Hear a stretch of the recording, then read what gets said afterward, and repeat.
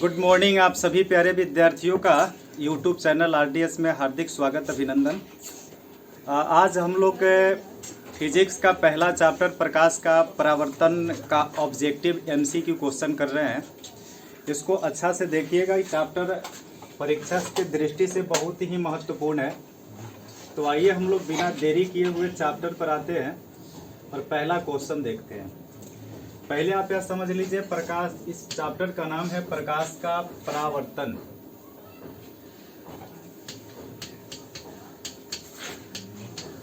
प्रकाश का परावर्तन, प्रकाश का परावर्तन इस चैप्टर का नाम है।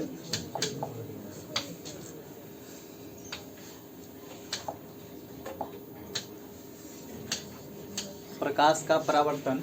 देखिए, इसमें से पहला परिभाषा आप थोड़ा सा समझते चलिए। प्रकाश, हो सकता है आपको प्रकाश का परिभाषा पहले से याद हो। प्रकाश एक विद्युत चुंबकीय तरंग है जिसकी उपस्थिति के चलते हमारी आंख किसी वस्तु को देख पाती है। प्रकाश सरल रेखा में गमन करती है और प्रकाश का चाल निर्वात में 3 लाख किलोमीटर पर सेकेंड है। इसको याद रखिएगा आप। यहाँ पर जो हम लोग क्वेश्चन, ऑब्जेक्टिव क्वेश्चन कर रहे हैं, इसमें पहला प्रश्न मिला है। जो पहला प्रश्न आप सब देख रहे हैं, समतल दर्पण द्वारा बना प्रतिबिंब होता है। इसमें पूछा गया है कि समतल दर्पण द्वारा बना प्रतिबिंब कैसा होता है। तो आप सभी दर्पण का थोड़ा समझ लीजिए। दर्पण में आपको याद होगा कि एक दर्पण उत्तल है, एक दर्पण अवतल है और एक दर्पण समतल है। तो यहाँ से एक प्रश्न भी हम ले रहे हैं, लेकिन आप सब इसमें से 3 दर्पण है, तीनों का क्लियर करिए। उत्तल दर्पण में हमेशा ही आभासी प्रतिबिंब बनता है, यानी कि कैसा? काल्पनिक। कि हमेशा ही इसमें काल्पनिक प्रतिबिंब बनेगा। किसमें? उत्तल में। अवतल में दोनों प्रकार का प्रतिबिंब बनता है, काल्पनिक भी और वास्तविक भी। आप लोग आवाज थोड़ा सा कम रखेंगे। और यहाँ पर समतल दर्पण में भी हमेशा ही काल्पनिक प्रतिबिंब बनता है, और इसलिए आंसर कौन होगा? तो आप याद रखिए, यहाँ से एक प्रश्न बोर्ड में आने का बहुत ज्यादा संभावना है। तीनों दर्पण में प्रतिबिंब कैसा बनता है? तो प्रतिबिंब तो 2 प्रकार का, वास्तविक और आभासी। तो आभासी का ही दूसरा नाम है काल्पनिक। तो अभी पूछ रहा है कि समतल दर्पण द्वारा बना प्रतिबिंब है वास्तविक की काल्पनिक की, दोनों की, इनमें से कोई नहीं। तो दोनों ही किस में बनता है? अवतल में। उत्तल और समतल में केवल कैसा प्रतिबिंब बनता है? काल्पनिक प्रतिबिंब बनता है। तो ये तीनों का याद रखिएगा। उत्तल में केवल आभासी, अवतल में दोनों प्रकार का, यानी वास्तविक भी और आभासी भी, और समतल में केवल आभासी, यानी कि क्या? काल्पनिक। चलिए आगे प्रश्न पर बढ़ते। इस सब बात को भी देखते चलना है थोड़ा। आगे प्रश्न है, निम्नलिखित में से कौन सा पदार्थ लेंस बनाने के लिए प्रयुक्त नहीं किया जा सकता है? देखिए, आपको लग रहा है कि यह एक आम क्वेश्चन है। नहीं, यह क्वेश्चन परीक्षा की दृष्टि से बहुत ही महत्वपूर्ण है और कई बार परीक्षा में पूछा हुआ है। तो यहाँ से आप देख लो, कौन सा पदार्थ लेंस बनाने के लिए प्रयुक्त है। चैप्टर आपका दर्पण है, लेकिन एक क्वेश्चन लेंस से इसमें आ गया है, थोड़ा सा देख लीजिए। देखो, लेंस जैसा व्यवहार करता है जल भी, पानी भी प्रकाश को अपवर्तित करता है, कांच भी और प्लास्टिक भी। तो आंसर में से पूछा है नहीं किया जा सकता है, तो कौन आंसर होगा? मिट्टी। और यह परीक्षा में पूछा जा चुका है, क्वेश्चन बैंक में हो सकता है आपने इसको देखा होगा। तो इसमें कौन आंसर था? मिट्टी। इसको हम लेंस जैसा व्यवहार नहीं कर सकते। प्रकाश के परावर्तन के कितने नियम हैं? भले यह क्वेश्चन देखने में बहुत आसान लग रहा है और आसान है भी, लेकिन परीक्षा की दृष्टि से बहुत महत्वपूर्ण है। इसलिए हम चाह रहे हैं कि परीक्षा में जो प्रश्न पूछता है वैसा क्वेश्चन कुछ अभी देख ले। देखो, प्रकाश के परावर्तन का जब हम व्याख्या करते हैं तो कुछ काम करते हैं। देखो, यहाँ पर हमने एक दर्पण लिया, यहाँ पर एक दर्पण लिया और इसको हम पेंट कर देते हैं। नीचे से पेंट कर दिए, माना कि यह एक दर्पण है और दर्पण पर एक प्रकाश की किरण आ रही है। आने वाली किरण को आपतित किरण बोलते हैं। ये किरण का नाम हो गया आपतित किरण। जैसे ए वो पर आई, जिस बिंदु पर आकर के टकराती है, इसको आपतन बिंदु बोलते हैं। तो ये हुआ आपका आपतन बिंदु। आपतन बिंदु पर खींचे गए लंब को अभिलंब बोलते हैं। और आपतन बिंदु के बाद यहाँ से प्रकाश की किरणें निकल जाती है, इसको परावर्तित किरण बोलते हैं। देखिए, आपतित किरण है, आपतन बिंदु है, अभिलंब है, परावर्तित किरण है। आपतित किरण और अभिलंब के बीच का कोण आपतन कोण कहलाता है, और आप अभिलंब और परावर्तित किरण के बीच का कोण परावर्तन कोण। आपतन कोण परावर्तन कोण के बराबर होता है। यह प्रकाश के परावर्तन के नियम का व्याख्या है, समझिएगा। आपतित किरण, परावर्तित किरण तथा आपतन बिंदु पर अभिलंब तीनों एक ही तल में होता है। आपतन कोण परावर्तन कोण के बराबर होता है, यही दो नियम है। तो प्रकाश के परावर्तन के कितने नियम हैं? तो प्रकाश के परावर्तन के दो नियम है। अगर आप याद रखते हो कि प्रकाश के परावर्तन के दो नियम है तो ऑब्जेक्टिव का काम हो गया। लेकिन आपका 2 नंबर में पूछा जाने वाला प्रश्न है कि प्रकाश के परावर्तन के नियम को लिखे, तब कैसे लिखिएगा? प्रकाश के परावर्तन के दो नियम है। 1 नंबर में आपतित किरण, परावर्तित किरण तथा आपतन बिंदु पर खींचा गया अभिलंब तीनों एक ही तल में होता है, और 2 नंबर में लिखना है आपतन कोण परावर्तन कोण के बराबर होता है। इसको भी याद रखते चलना है। तो इसमें आपका हो गया 2, और हम लोगों ने सीखा कि आपतन कोण परावर्तन कोण। देखिए आगे प्रश्न इसमें भले आपको मिले या ना मिले अलग बात है, लेकिन परीक्षा में मिलने का संभावना है। कैसा प्रश्न, ध्यान से सुनना।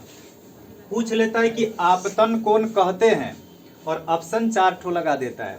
तो आपतन कोण कहते हैं तो ऑप्शन नंबर क में कहीं आपको मिल जाए कि अभिलंब और परावर्तित किरण के बीच के कोण को आपतन कोण कहते हैं, तो गलत बात है।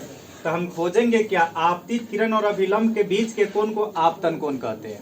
फिर परावर्तन कोण किसे कहते हैं? तो अभिलंब और परावर्तित किरण के बीच के कोण को हम परावर्तन कोण कहते हैं। याद रखिएगा, ऐसा प्रश्न यहाँ से मिल सकता है।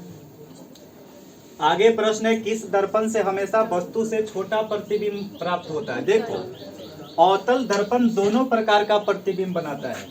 अवतल दर्पण दोनों ही प्रकार का प्रतिबिंब बनाता है। अवतल दर्पण में छोटा भी बनता है और अवतल दर्पण में बड़ा भी बनता है, लेकिन केवल छोटा प्रतिबिंब बनाता है। किस दर्पण में हमेशा वस्तु से छोटा प्रतिबिंब बनता है? तो कौन दर्पण है? उत्तल है। तो समतल दर्पण में वस्तु के बराबर प्रतिबिंब बनता है। अब अवतल में छोटा भी बनता है और बड़ा भी बनता है। यह अलग बात है कि अवतल दर्पण जो हम लोग किरण आरेख पढ़े हैं उसमें वस्तु का प्रतिबिंब वस्तु के बराबर भी बना है, तो उसको हम समय के साथ हम लोग चर्चा कर लेंगे। लेकिन अभी आप याद रखो, अवतल दर्पण में छोटा भी बनता है, बड़ा भी बनता है, लेकिन केवल छोटा किस में बनता है? तो किस दर्पण में हमेशा वस्तु से छोटा प्रतिबिंब बनता है? आप भुलाइएगा नहीं। आगे यहाँ लिखा है काल्पनिक प्रतिबिंब होता है। बहुत बढ़िया क्वेश्चन। अब यहाँ पर हम आपको 2-4 बात जो बता रहे हैं उस पर आप ध्यान दे दीजिए। देखो, जब हम लोग किरण आरेख खींचते हैं तो पहले एक दर्पण बनाते हैं। अगर बाहर से पेंट कर दिए तो कौन दर्पण? बाहर से पेंट कर दिए तो स्पष्ट है कि यह दर्पण कौन है? अवतल दर्पण है। अवतल दर्पण के जो यहाँ पर मध्य में क्या होता है? ध्रुव होता है, और यहाँ पर वक्रता केंद्र है जिसको सी बोलते हैं। वक्रता केंद्र और पी के बीच में जो बिंदु होता है इसको बड़ा एफ यानी मुख्य फोकस बोलते हैं। सी से लेकर के पी तक के दूरी को वक्रता त्रिज्या बोलते हैं, जिसको आर से सूचित करते हैं। एफ से लेकर के पी तक के दूरी को छोटा एफ बोलते हैं, यानी कि मुख्य फोकस दूरी बोलते हैं, मुख्य फोकस है। अच्छा, ये सब बात जानने के बाद काल्पनिक प्रतिबिंब होता है, ध्यान से सुनना।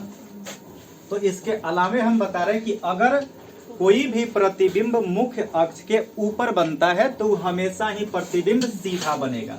याद रखिएगा, अगर प्रतिबिंब मुख्य अक्ष के ऊपर बनता है तो सीधा होगा। जो प्रतिबिंब सीधा होगा वह निश्चित ही काल्पनिक होगा। याद रखो इस बात को, जो प्रतिबिंब सीधा होगा वह निश्चित ही काल्पनिक होगा, और जो प्रतिबिंब मुख्य अक्ष के नीचे बनेगा वह उल्टा बनेगा, और जो प्रतिबिंब उल्टा बनेगा वह निश्चित ही वास्तविक होगा। और इस बात को आप नहीं भुलाइएगा। अगर आप केवल एक प्रश्न को अभ्यास कर ले रहे हो तो काम नहीं चलेगा। आप वीडियो को बार बार देखिएगा। अगर आज डाल दिया जा रहा है तो देखो, जो सीधा बनेगा मुख्य अक्ष के ऊपर बनेगा, जो सीधा होगा वह काल्पनिक होगा। मुख्य अक्ष के नीचे बनेगा उल्टा होगा वह वास्तविक होगा। तो यहाँ पर पूछा है कि काल्पनिक प्रतिबिंब, हम क्या बोल रहे हैं कि जो काल्पनिक होगा वह सीधा होगा। काल्पनिक प्रतिबिंब होता है तो हमेशा क्या होता है? लेकिन वास्तविक प्रतिबिंब होता है तो क्या बोलना? उल्टा। वास्तविक प्रतिबिंब उल्टा होता है, काल्पनिक प्रतिबिंब सीधा होता है। दोनों प्रकार का प्रतिबिंब किस में बनता है? तो अवतल दर्पण में दोनों प्रकार का बनता है। तो अलग इसमें जो प्रश्न पूछा है हमारा आंसर कौन होगा? सीधा, यानी काल्पनिक प्रतिबिंब कैसा होता है? सीधा। चलो आगे बढ़ते हैं, टाइम कम है इसलिए स्पीड से पढ़ना है। सोलर कुकर में प्रयोग किया जाता है किस दर्पण को? अवतल दर्पण को। देखो सोलर कुकर का बात जब हो ही गया तो थोड़ा सा और आप समझ लीजिए कि और कहाँ कहाँ। देखिए आगे भी प्रश्न मिलेगा कि उत्तल दर्पण का प्रयोग बताइए तो गाड़ियों के साइड मिरर के रूप में, अवतल का एक बताइए तो हेडलाइट में, अवतल का और भी प्रयोग बताया जाएगा रोगियों के आंख, नाक, कान, गले को देखने में डॉक्टर अवतल दर्पण का प्रयोग करता है। सौर भट्ठी में भी अवतल दर्पण का प्रयोग किया जाता है। चेहरा देखने में समतल दर्पण का प्रयोग किया जाता है और दाढ़ी बनाने में अवतल दर्पण का प्रयोग किया जाता है। इन सभी प्रयोगों को आप याद रखिएगा, लेकिन फिलहाल क्या था? सोलर कुकर में प्रयोग किया जाता है। तो सोलर कुकर में किसका प्रयोग? अवतल दर्पण का। चलिए आगे बढ़ते हैं। प्रकाश की किरण गमन करती है सीधी रेखा में, प्रकाश की किरण गमन करती है सीधी रेखा में, और यह सिंपल सा बात है। अच्छा एक बार फिर बता दो, प्रकाश का चाल निर्वात में प्रकाश का चाल कितना है? 3 लाख किलोमीटर पर सेकेंड। प्रकाश के किरणों के समूह को क्या कहते हैं? किरण पुंज कहते हैं। किरणों के समूह को किरण पुंज कहते हैं। तो थोड़ा सा आप समझ लीजिए कि किरण पुंज कितने प्रकार के होते हैं। आपको तो याद ही है, किरण पुंज जो होता है, किरण पुंज 3 प्रकार का होता है। एक नंबर हम ऐसे बोले तो समानांतर किरण पुंज, जब प्रकाश की किरणें आपस में समानांतर होती है तो समानांतर किरण पुंज। दूसरा नंबर याद करो कि एक बिंदु से जब किरणें निकल करके फैलती चली जाती है तो अपसारी, इसको क्या बोलना? अपसारी। तो अपसारी किरण पुंज, जब किरणें एक बिंदु से निकल करके फैलती चली जाए। तीसरा नंबर में होता है अभिसारी किरण पुंज, जब प्रकाश की किरणें एक बिंदु पर आ करके मिलती है, इसको बोलते हैं अभिसारी किरण पुंज। 3 प्रकार का किरण पुंज होता है। किरणों के समूह को किरण पुंज कहते हैं। कौन कौन? समांतर किरण पुंज, अभिसारी किरण पुंज, अपसारी किरण पुंज। अपसारी जब बाहर की तरफ फैले, अभिसारी जब एक बिंदु पर मिले, और जब समानांतर हो तो समानांतर किरण पुंज। तो इसमें से पूछा था प्रकाश के किरणों के समूह को क्या कहते हैं? किरण पुंज। और किरण पुंज का हम लोग प्रकार भी देख लिए, याद रखिएगा, 2 नंबर वाला में काम करेगा। समतल दर्पण द्वारा बना प्रतिबिंब होता है, पहले बता दिए।